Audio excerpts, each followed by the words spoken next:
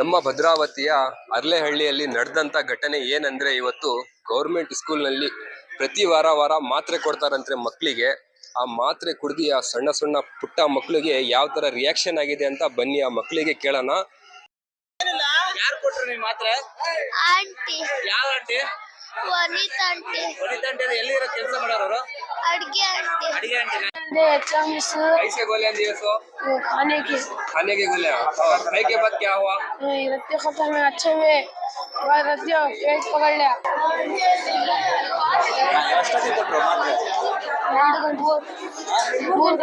3 घंटे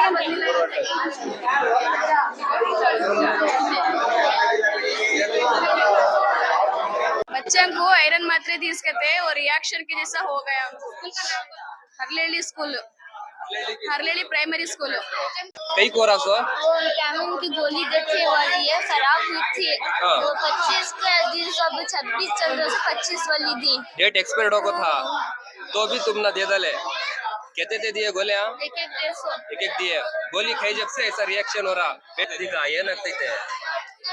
ಹೊಟ್ಟೆ ನೋವು ಆಗ್ತೈತಾ? ಏನಕ್ಕೆ ಆಗ್ತಿರೋದು? ಮಾತ್ರೆ ನುಂಗಿ ಮಾತ್ರೆ ನುಂಗಿ ಯಾರು ಕೊಟ್ಟಿದ್ರು ಮಾತ್ರೆ? HMS ಕೊಟ್ರಾ? ಎಷ್ಟು ಕೊಟ್ರು?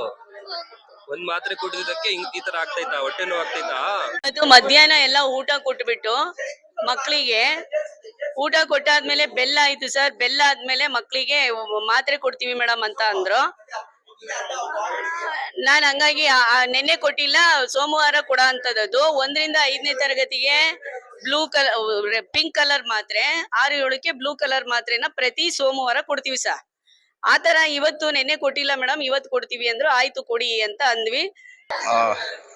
ಸರ್ ನಮಸ್ಕಾರ, ನಾನು ನಾಗೇಂದ್ರಪ್ಪ ಅಂತೇಳಿ ಭದ್ರಾವತಿ ತಾಲೂಕಿನ PEO.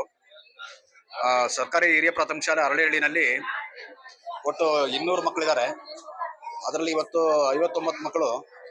ಇವತ್ತು ಮಾತ್ರ ಕೆಲವು ಮಕ್ಕಳು ಕಂಪ್ಲೇಂಟ್ ಮಾಡಿ ಉಳಿದ ಮಕ್ಕಳು ಗಾಬರಿ ಆಗಿದ್ದಾರೆ ಅಂತ ಕರ್ಕೊಂಡ್ಬಂದ್ರು. ಎಲ್ಲರೂ ನಮ್ಮ ವೈದ್ಯಕೀಯ ತಂಡ, ನಮ್ಮ ಫಿಸಿಷಿಯನ್ ಸೇರಿ ಎಲ್ಲರೂ ನೋಡ್ಬಿಟ್ಟು ಎಲ್ಲ ನೋಡಿದ್ವಿ. ಎಲ್ಲರೂ ಸ್ಟೇಬಲ್ ಇದ್ದಾರೆ, ಏನು ತೊಂದರೆ ಇಲ್ಲ.